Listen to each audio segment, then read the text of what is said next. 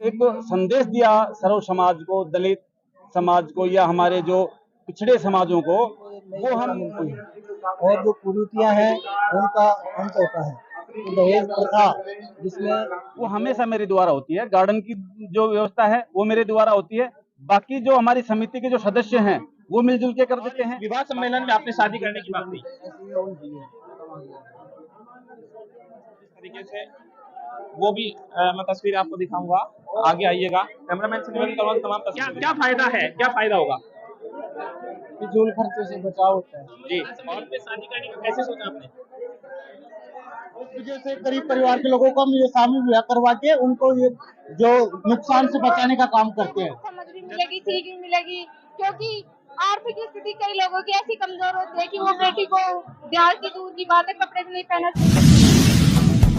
नमस्कार दोस्तों, आप देख रहे हैं पाउटा एक्सप्रेस। ये तस्वीर आपको पाउटा कस्बे की दिखा रहे हैं, जहां सामूहिक विवाह सम्मेलन का आयोजन है और ये सर्व समाज का सामूहिक विवाह का सम्मेलन का आयोजन किया गया। 11वां सामूहिक विवाह का सम्मेलन है। हमारे साथ इस कार्यक्रम का जो संयोजन करता है राम सिंह जी सैनी मौजूद है, इनसे बातचीत करने का प्रयास करेंगे। जिस तरीके से क्षेत्र में अच्छी व्यवस्थाओं को अंजाम देने का ये लोग काम करते हैं और सामूहिक विवाह सम्मेलन का ये आयोजन हो रहा है, क्या कहेंगे इस प्रकार के कार्यक्रम को लेकर? मैं मानता हूँ कि सभी लोग ऑल इंडिया सैनिक सेवा समाज और महात्मा फुले ब्रिगेड स्टेशन ये लगातार 13 सामूहिक विवाह हम लोगों ने कर दिए, जिसमें हम ये करना तय किया है कि सर्व समाज का जो है ये कार्यक्रम हम लोग करें, जिससे कि हमारे वंचित और कर्जा नहीं हो। हमारे कई लोग ऐसे हैं जो कि बच्चियों को अभिशाप समझते हैं, ये नहीं हो कि बच्चियों को कोई अभिशाप समझे या फिर उनके सर पे कोई कर्ज का बोझ हो।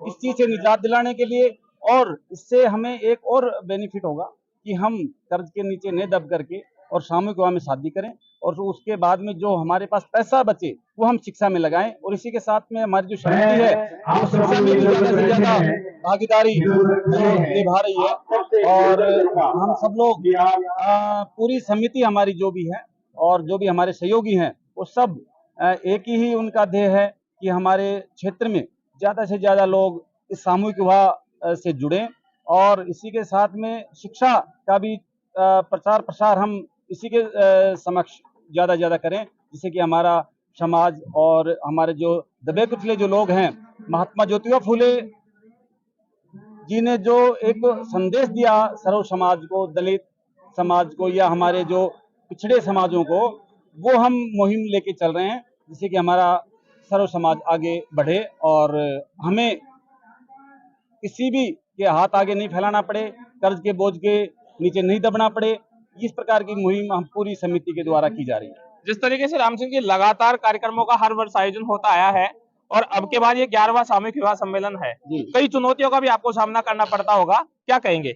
नहीं, ऐसा कोई कुछ नहीं है। सब लोग सहयोग करते हैं, सब लोग बढ़ चढ़ के भाग लेते हैं और कई बार होते हैं कि इस प्रकार से कोई 20-19 लोग होते हैं कि जो कि कोशिश करते हैं कि इनको कैसे वो किया जाए, लेकिन ऐसा कुछ नहीं है। 94% लोग सहयोग करने वाले, 5% लोग इस प्रकार के हैं, उससे कोई फर्क नहीं पड़ता, बाकी सब लोग सहयोग करते हैं।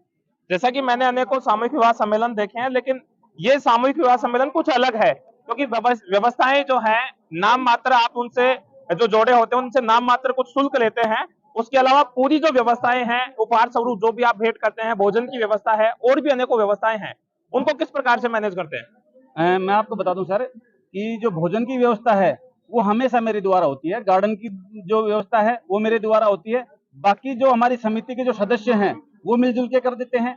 बाकी जो हमारे गांव के अध्यक्ष हैं, जो हम प्रत्येक गांव से लोग जोड़ रखे हैं, वो अपने सहयोग से सब लोग व्यवस्थित तरीके से मिल बैठ के करते हैं। कुछ भामाशाह जुड़े हुए हमसे, वो मिल बैठ के करते हैं और फिर हम उसका जो कार्यक्रम होने के बाद में जो एक बुकलेट छपवाते हैं जिससे कि पारदर्शिता रहे। इस प्रकार से नहीं है कि ठीक है आज कार्यक्रम, हम जैसे आज कार्यक्रम हुआ 2 तारीख का हमारा, हम 3 या 4 तारीख को बैठ करके और पूरा बायोडाटा तय कर लेंगे और तय करने के बाद में जो हमसे जो बचा वो उसी दिन बैंक में डलवा देते हैं, जिससे कि आगे आने वाले टाइम में अगर हमारे पास ज्यादा जोड़े हो गए, भामाशाह कम रहे, तो पैसे वहां काम ले सके। एक प्रश्न और कर लेता हूँ राम सिंह जी, अंतिम सवाल रहेगा मेरा। जिस तरीके से समाज सुधार को लेकर आप व्यवस्थाओं को अमली जामा पहनाने का काम कर रहे हैं, कहीं ना कहीं अभी आपने शिक्षा को लेकर भी चर्चा की, इस प्रकार के अगर सामूहिक कार्यक्रमों का आयोजन होता रहे, प्रत्येक समाज में होता रहे, तो किस प्रकार से समाज में एक अच्छा मैसेज जा पाएगा? अभी मैं आपको बता दूं, अगर हम सब लोग सभी समाजों में इस प्रकार की एक सामूहिक वहां बैठ करके मिल बैठ के बातें करें, तो एक दूसरे का अंकुश रहेगा, डर रहेगा कि हम समाज में जाके बैठेंगे तो वहां पे लोग हमारी खिल्ली उड़ाएंगे या लोग कहेंगे यार तुम्हारे तो इस प्रकार की बात है।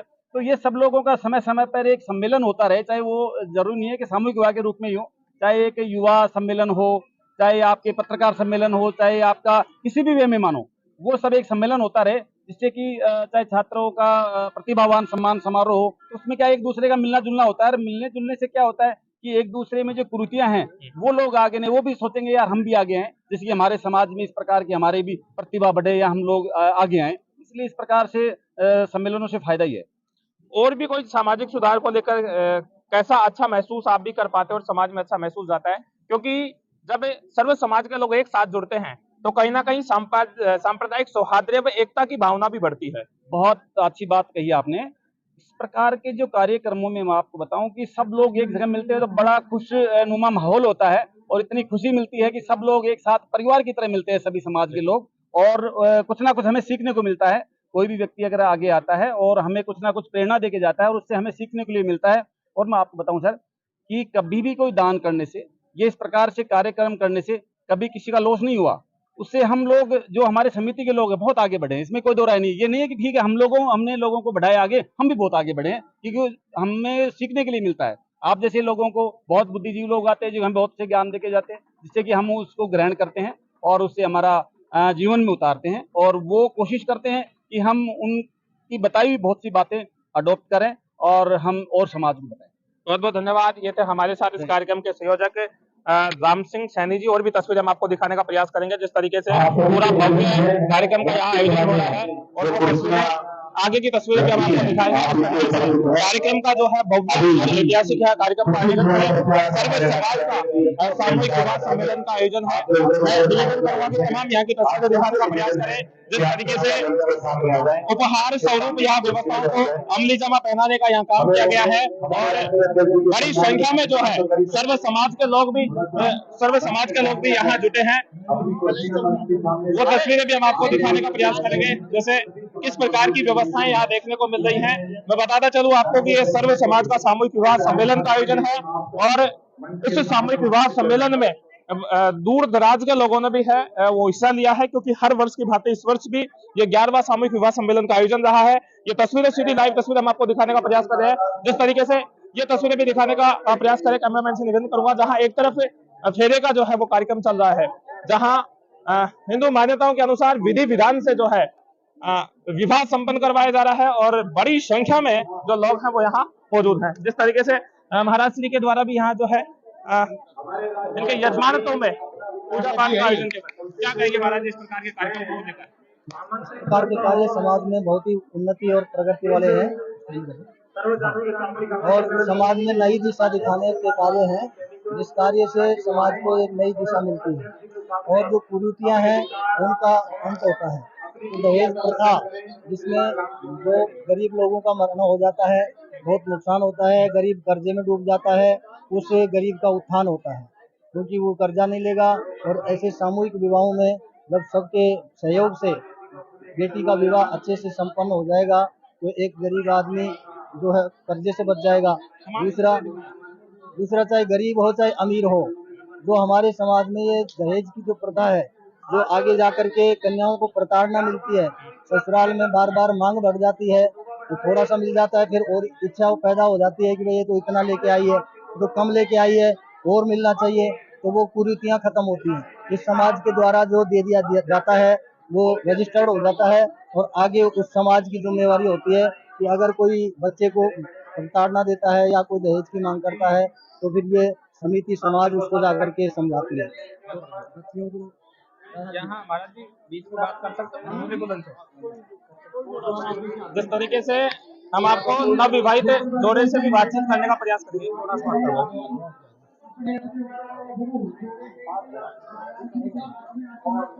जिस तरीके से आपको हम बातचीत करवाने का प्रयास करेंगे। नवविवाहित जोड़े हैं,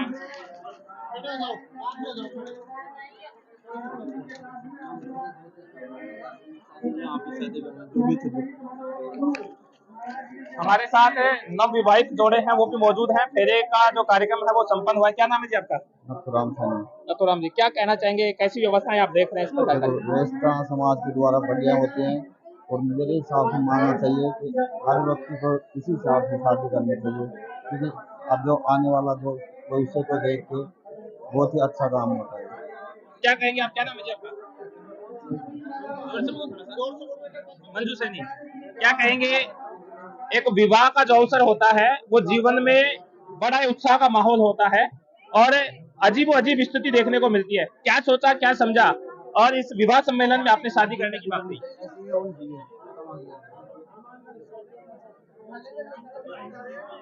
इस तरीके से आपको मैं बताने का प्रयास करूंगा, और भी लोगों से मैं बातचीत करूंगा और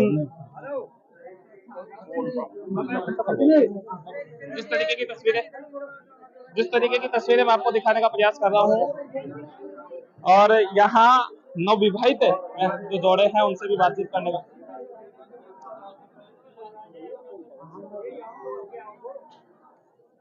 ये तस्वीर आप देख रहे हैं जहाँ विवाह सम्मेलन का आयोजन हुआ है और सामूहिक विवाह सम्मेलन में जो है जोड़ों का विवाह के अंतर्गत देखेगा जिस तरीके से, वो भी मैं तस्वीर आपको दिखाऊंगा। आगे आइएगा, कैमरामैन से निवेदन करूंगा तमाम तस्वीरें दिखाएं।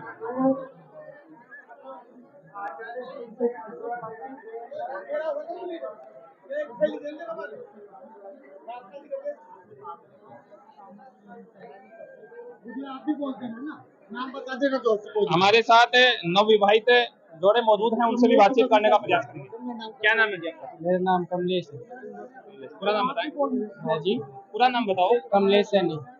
क्या कहेंगे कमलेश जी, पूरे जीवन में शादी को लेकर एक बड़ा अच्छा विषय होता है और सभी अच्छी प्रकार से रंगारंग कार्यक्रम करने का कोशिश करते हैं।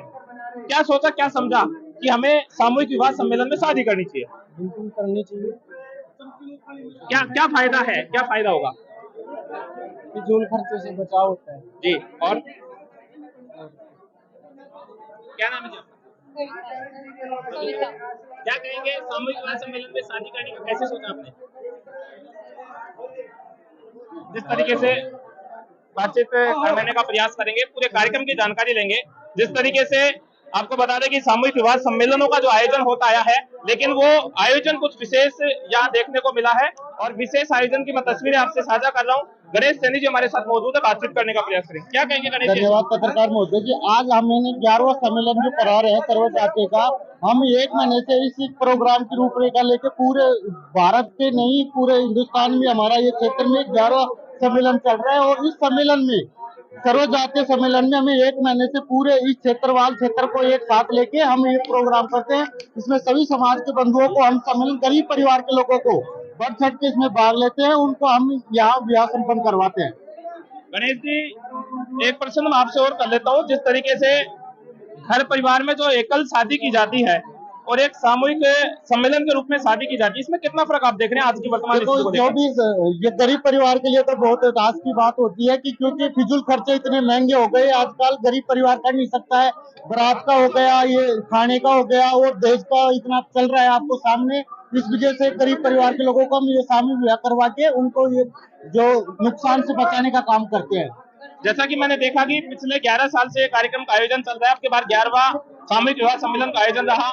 कहाँ कहाँ के लोगों ने, किस किस समाज के लोगों ने भाग लिया? इसमें ब्राह्मण समाज के, ये सैनी समाज के और इन लोगों ने भाग लिया है बढ़ सकती।